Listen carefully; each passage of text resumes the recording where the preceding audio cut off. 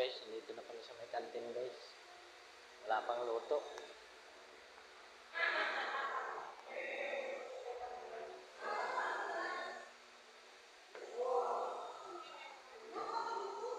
Yan guys, itlog pa lang at saka hotdog.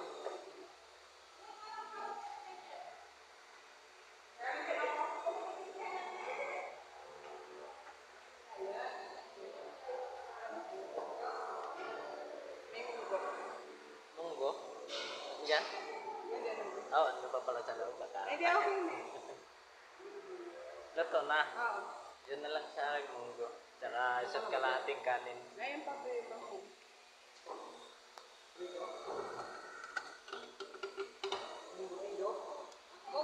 May munggo.